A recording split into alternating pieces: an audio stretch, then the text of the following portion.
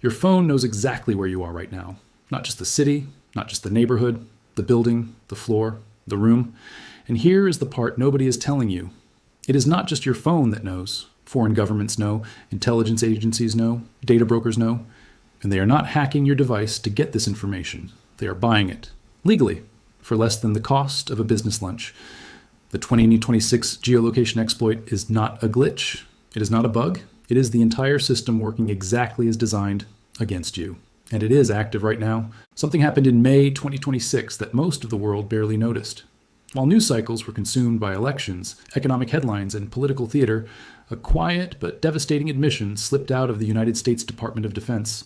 It was buried in an unclassified letter. It was not announced at a press conference. There was no emergency briefing. And yet, what this document revealed should have stopped every person with a smartphone dead in their tracks. America's foreign adversaries had been exploiting commercial geolocation data tied to U.S. troops, using it to target or surveil American military personnel deployed in active conflict zones in the Middle East. Read that again. Not hackers breaking into classified servers, not bear attacks against military satellites. Foreign adversaries were tracking American soldiers by purchasing their location data from the same commercial marketplace that sells audience data to app developers and digital advertisers. Think about what that means for a moment. If the most sophisticated military on Earth, with billions of dollars in cybersecurity infrastructure, could not protect its own personnel from being tracked through their smartphones, what does that say about you? What does that say about your family, your location, your routine, your home address, your workplace, the hospital you visited, the protest you attended, the church, the mosque, the temple where you pray? All of it, mapped, packaged, and sold. Not stolen, sold, by companies operating completely within the law. This is where the story gets uncomfortable. Because most people, when they hear the word exploit, imagine a shadowy hacker in a dark room, fingers flying across a keyboard, breaking through firewalls and cracking encryption. The reality in 2026 is far more disturbing than that. The most powerful geolocation exploit currently active does not require any hacking at all. It operates through the surveillance-based advertising system that has become the norm online. Companies tracking our online and offline activity, then sharing it with ad tech companies and data brokers to help target ads. You gave consent to this system. You gave consent every single time you tapped allow on a permission prompt that appeared on your phone screen. You gave consent when you downloaded a free weather app, a coupon app, a navigation app, a fitness tracker. Every one of those apps, at the moment it requested access to your location, became a node in the largest civilian surveillance network ever constructed. But here's where it gets worse. The data collected by these apps does not stay with the app. Dozens of data brokers collect information about the precise movements of hundreds of millions of people without their knowledge or meaningful consent, and they sell this data to a variety of private and state actors. Some apps partner with these data brokers directly through embedded software development kits, code that sits invisibly inside your favorite applications and silently siphons your coordinates. Others participate through something called real-time bidding, which is the automated auction system that powers digital advertising. Every time a web page loads an ad on your phone, your device broadcasts a signal. Real-time bidding auctions broadcast the average person's data to thousands of companies, hundreds of times per day, with no oversight of how this information is ultimately exploited. Thousands of companies, hundreds of times, every single day. And once that data leaves your device, it is gone. You do not get it back. You do not get to know who received it. You do not get to control how it is used. And this is where everything changes. Because what started as an advertising infrastructure designed to sell you shoes and suggest restaurants has now become the backbone of a global intelligence operation. This type of data can be acquired from legitimate data brokers for a nominal fee and then used to track the locations of groups of individuals, particularly those who follow set routines or are based in remote areas. A nominal fee. Intelligence agencies and foreign governments are not investing millions of dollars to break your phone's encryption. They are spending what amounts to pocket change to buy a clean, organized, commercially packaged file of your movements, updated in near real time. The irony is almost impossible to process. The very technology built to make advertising more efficient has become a weapon of surveillance, and the weapon is pointed at everyone. The Pentagon's admission in 2026 was historic precisely because it confirmed what privacy researchers had been warning about for years. For years, security researchers, privacy advocates, and intelligence analysts have been warning about the same thing. Smartphone location data is not just an advertising product. It is surveillance infrastructure that anyone with enough money can access. Now the United States military was saying the quiet part out loud. The threat was not theoretical. It was not a future risk. American military personnel deployed in active conflict zones had already been targeted using commercially available location data, and according to a letter from U.S. Central Command, the command confirmed that adversaries are actively exploiting the commercial data market. Active, present tense, ongoing, not once, not occasionally, actively, repeatedly, and successfully. What makes this even more alarming is the revelation about government-issued devices. One might assume that military smartphones, devices issued by the Department of Defense, managed by the government's own mobile device management systems, would be locked down. One would be wrong. CENTCOM confirmed that the advertising ID is still not disabled on government-issued smartphones and stated that the Defense Information Systems Agency is currently only testing a capability to do so. Testing. In May 2026, after multiple confirmed incidents of adversary surveillance using this exact channel, the United States government had not yet figured out how to turn off the advertising tracker on its own soldiers' phones. And if the DoD could not manage this basic step, what are the odds that the average civilian, scrolling through social media, downloading free apps, clicking through permission prompts without reading them, has any meaningful protection at all? Now, let us talk about the mechanism beneath all of this, because understanding the engine is what makes the threat real. There are two parallel systems actively exploiting your location in 2026. The first is the commercial advertising ecosystem, the data broker market described above. The second is something older, more technical, and in many ways more frightening. It is called SS7. Signaling System 7 is a set of protocols for 2G and 3G networks that for years has been the backbone of how cellular networks connect to each other and route subscribers' calls and text messages around the world. Researchers and experts have long warned that governments and surveillance tech makers can exploit vulnerabilities in SS7 to geolocate individuals' cell phones, as SS7 does not require authentication nor encryption, leaving the door open for rogue operators to abuse it. No authentication, no encryption. A protocol designed in the 1970s, still embedded in global telecommunications infrastructure in 2026, with no requirement to verify who is sending queries across the network. Here is how SS7 exploitation works in practice, and why it matters to you directly. Attackers first gain access to the SS7 network, often through compromised telecom infrastructure or by purchasing access from unscrupulous providers. Once inside, they can manipulate the signaling messages exchanged between network nodes to intercept communications or track device locations. By impersonating legitimate network components, the invisible pieces of infrastructure that route your calls and messages, an attacker can query the global telecom system to pinpoint where your phone is connecting to the network. SS7 can be exploited to track a phone's location by requesting location data through the network, allowing an attacker to pinpoint the exact location of a target, often within a few hundred meters, making this a major privacy concern. A few hundred meters, from anywhere in the world, using a protocol that your phone connects to automatically, with no action required on your part and no warning provided. But here is where it gets worse. The newer protocols that were supposed to fix SS7, specifically diameter, designed for 4G and 5G networks, have not solved the problem. There are still ways to exploit diameter, as cell providers do not always implement the new protections. In some cases, attackers can still fall back to exploiting the older SS7 protocol. This means that upgrading to 5G does not protect you from SS7-based tracking. The vulnerability is not in the newest layer of the network. It is in the oldest layer, which still runs underneath, still handling certain functions, still exposed, still exploitable. And in April 2026, TechCrunch reported something that confirmed this threat was not theoretical. Surveillance vendors were caught abusing access to telecom networks to track people's phone locations. Not state actors, not classified intelligence programs. Commercial surveillance vendors, companies selling tracking services as a product, caught actively exploiting telecom infrastructure to follow specific individuals. Think about what that means. This technology is being commercialized. It is being packaged and sold as a service, which means the barrier to using it against ordinary people is dropping. You do not need to be a nation state to buy access to SS7 exploitation tools. You do not need a government intelligence budget. The market is being built, and the customers are multiplying. So why are hundreds of millions of bank customers still relying on an SMS code system that security experts have described as fundamentally broken? Why are banks still sending verification codes through a 50-year-old unencrypted protocol that criminal organizations now openly sell exploit packages for? The answer involves a combination of infrastructure inertia, the cost of mass migration to more secure systems, and an uncomfortable truth about how banking institutions calculate acceptable risk. If the number of custom ears affected by SMS intercept fraud in any given quarter is statistically small enough relative to the total customer base, even if the individual losses are catastrophic for the victims, The cost of maintaining the broken system remains lower than the cost of replacing it. The fraud is being absorbed. The victims are being paid back in enough cases to avoid regulatory action. And the underlying vulnerability is left in place because fixing it at scale is expensive, complex, and operationally disruptive. That is a calculation that should make you deeply uncomfortable.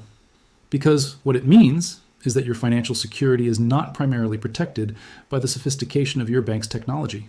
It is protected by the statistical probability that how specifically will not be targeted before the industry is forced to change. And that probability is shrinking every year. Android malware transaction volume rose 67% in a single year. UK SIM swap cases rose over 1,000%. Global organized crime groups are investing in SS7 exploit infrastructure with business model precision. The attack surface is expanding. The tools are getting cheaper. The targeting is getting more automated.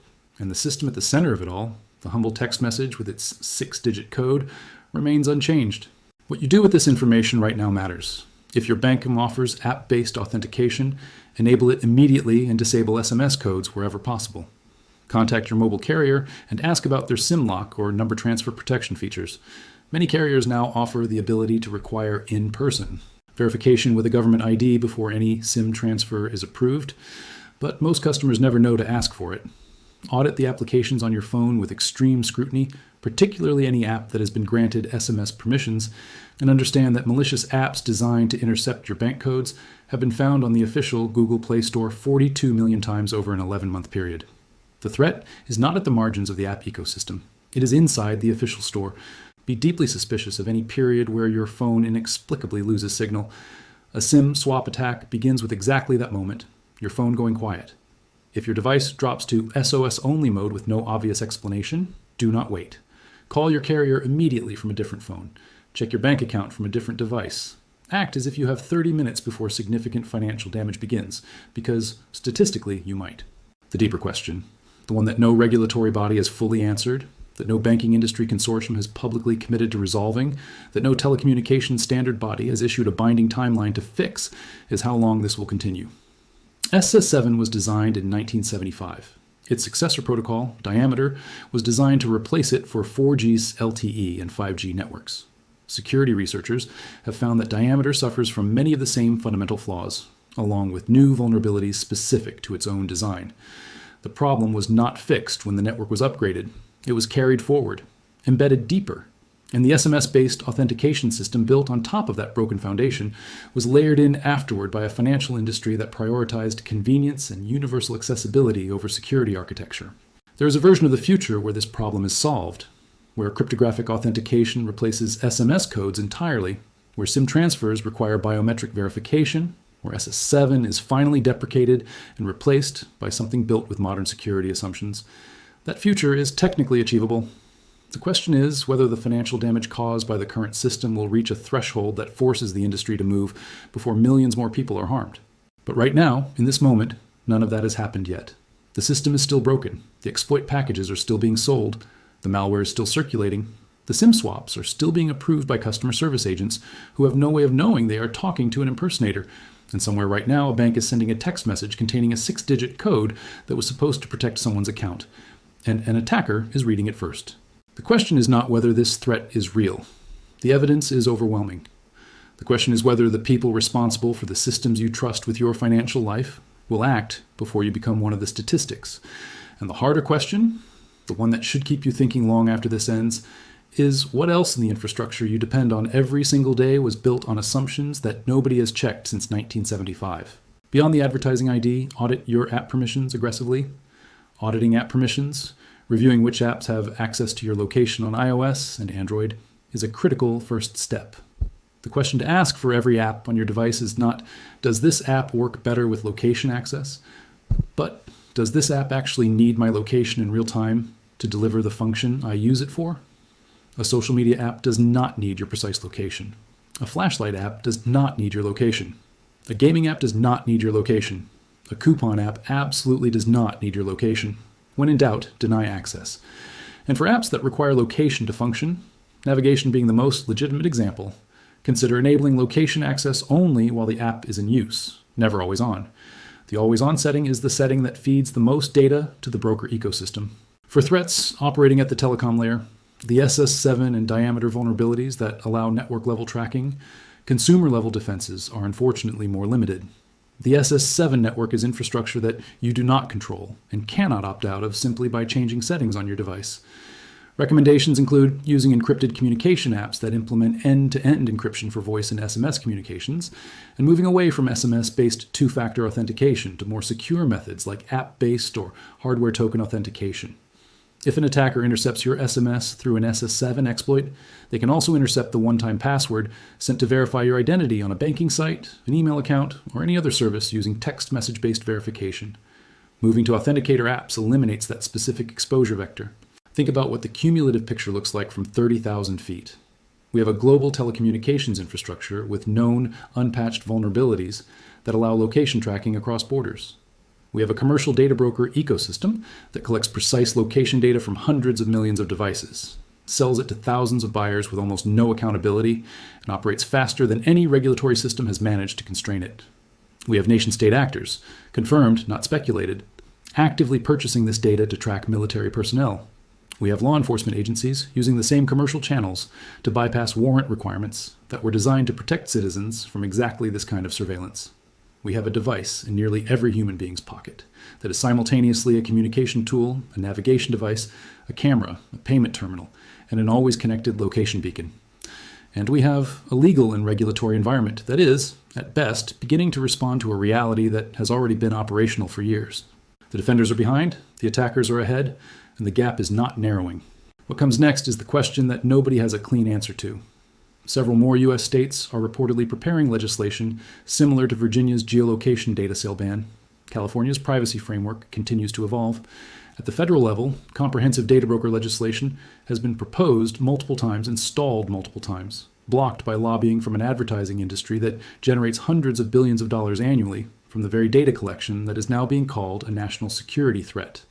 There are over 100 registered data brokers who collect and sell precise geolocation data using identifiers such as a device's mobile advertising identifier. And those are only the registered ones, operating within a framework that requires registration in some states and nothing at all in others. The deeper question, the one that the Pentagon's admission in 2026 forces into the open, is philosophical as much as it is technical. We have built a world in which the price of a connected, convenient, digitally integrated life is the complete surrender of location privacy. Not the partial surrender, the complete surrender. Every weather app, every navigation tool, every food delivery service, every social media platform, every fitness tracker. Each one is a thread in a net that, taken together, leaves almost no space between its fibers. And the buyers of that net include not only advertisers and marketers, but foreign intelligence agencies, domestic law enforcement, private surveillance firms, and anyone else with a credit card and the knowledge of where to shop. The 2026 geolocation exploit is not a new discovery. It is the culmination of a system that has been assembling itself piece by piece for more than a decade, hidden in plain sight behind permission prompts and privacy policies, written in language designed to be skipped. What is new in 2026 is the confirmation. The official, unclassified, on-the-record acknowledgement from one of the most powerful military commands on Earth that this system, the system your phone participates in right now, the system generating revenue for dozens of apps you use every day, is actively being weaponized against people, not as a hypothetical threat, not as a researcher's warning, as a confirmed, ongoing operational reality. So the question you are left with is not whether this is happening. That question was answered in May 2026. The question is what happens next. Will federal legislation actually pass, or will it be buried again by lobbying pressure from a trillion-dollar industry? Will the Department of Defense actually secure its personnel's devices before the next conflict? Or will soldiers continue to carry location beacons into war zones while bureaucracies test solutions? Will the SS7 infrastructure that underlies global telecommunications ever be meaningfully secured? Or will it continue operating as an open backdoor into the location data of billions of people for another decade? Will the data broker market consolidate, expand, and reach into new categories of personal information, health data, financial data, biometric data, before any meaningful accountability framework exists to constrain it? And perhaps most importantly, now that you know exactly how the system works, exactly how your location data is collected, packaged, and sold, exactly who is buying it and what they are doing with it, what are you going to do about the device in your pocket? Because the exploit is not waiting for you to decide.